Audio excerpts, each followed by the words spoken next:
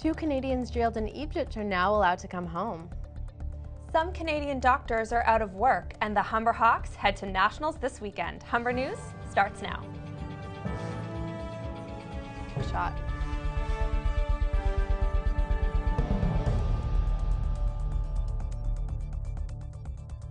Hello, it's Thursday, October 10th. Welcome to Humber News, coming to you from the Broadcast Center here at the North Campus. I'm Raquel Collins. Thanks for joining us. And I'm Caroline Brown. Ahead on our show, we have all your news, sports, and entertainment highlights, as well as your 5-day weather forecast. But first, Raquel has our top story. As confirmed this morning by their lawyer and the Egyptian Foreign Ministry, Tarek Loubani and John Grayson are now free to leave Egypt. The doctor and filmmaker were released from prison last weekend, but were on the no-fly list and couldn't leave the country. They were arrested in Cairo and detained for 51 days in prison with no formal charges. We're very touched and overwhelmed. We're just getting a sense now of the incredible support that was there, that came together from every corner. The pair appeared in a YouTube video yesterday afternoon thanking their family and supporters. When the video was posted, they were still awaiting their removal from the no-fly list. Their lawyer did not say exactly when they will be boarding a plane back to Canada. It's an exciting day of celebration for Canadian literature. Alice Munro has become the first Canadian awarded the Nobel Prize in Literature. The award was announced first thing this morning. Faiza Amin has the story. The Swedish Academy in Stockholm crowned Alice Munro the master of the contemporary short story today. The 82-year-old author is the 13th woman to be given the Nobel Prize for Literature. Munro's stories, which often feature complex female characters, paint a portrait of small-town Ontario for the rest of the world.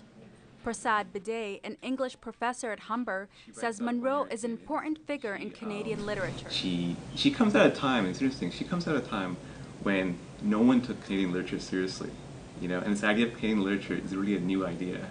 Even in the 60s, no one was studying Canadian literature in universities or in high schools. Nobel official tweeted they initially had a hard time getting a hold of the author, so they left her a message. Munro, who is currently in British Columbia, tells the CBC she received the news when her daughter woke her up in the middle of the night. And I would really hope that this would make people see the short story as an important art, not just something that you played around with until you got a novel written. Canadians across the country reacted to the news, congratulating Munro. Both Prime Minister Stephen Harper and Canadian novelist Margaret Atwood tweeted messages congratulating her win. Just recently, David Gilmore, a university professor at York, said he refuses to teach the works of female authors in his literature classes. Humber English professor Dana Hansen says Munro's win reflects the talent in Canada. It is just a confirmation that we do have some really incredible female writers in this country that are very worth reading, very worth studying, certainly very worth teaching. Munro's most famous pieces include Dance of the Happy Shades, Who Do You Think You Are, The Progress of Love, The Love of a Good Woman, and Runaway. Past winners of the Literature Award have included Ernest Hemingway, T.S. Eliot, and George Bernard Shaw. Faiza Amin, Humber News.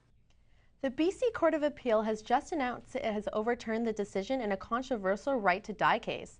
Gloria Taylor, a Kelowna resident suffering from ALS, won the right to seek doctor-assisted suicide last year. The judge in the case struck down the federal law that it made assisted suicide illegal. Taylor later died from illness before acting on the ruling. The federal government had appealed the decision of the BC judge. This morning's split decision from the court upholds the law making assisted suicide illegal. Mohamed Harkat of Ottawa is heading to the Supreme Court of Canada today. Harkat is challenging the use of national security certificates that were used in his arrest in 2002.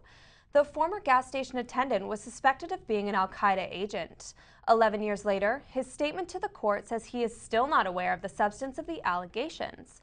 He denies any involvement in terrorist activities. The Supreme Court will decide how transparent the process of these kinds of arrests should be.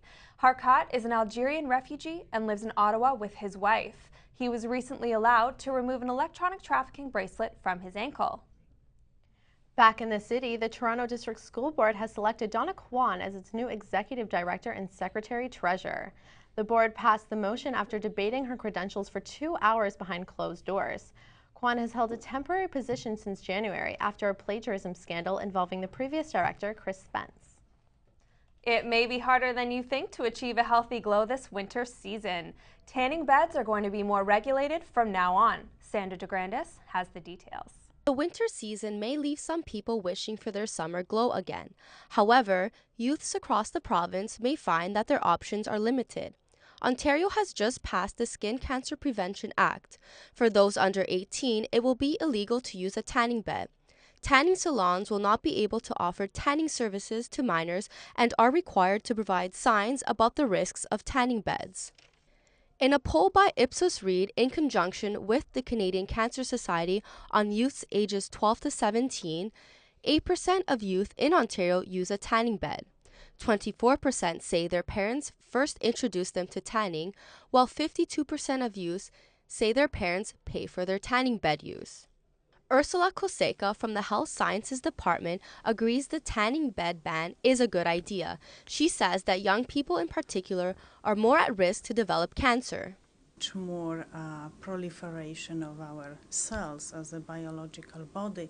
We are more kind of expansive and developing when we are young.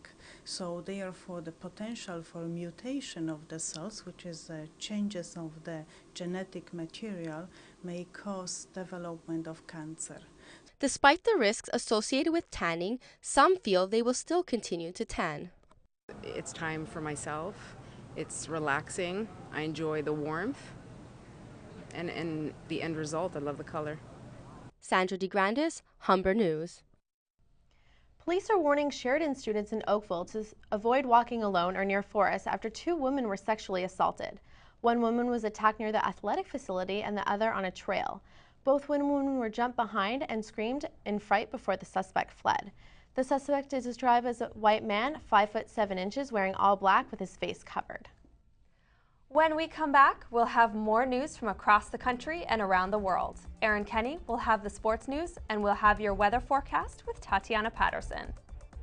There won't be much need for your umbrellas this week as the sun continues to shine into your weekend. I'll have more with your 5-day weather forecast after the break.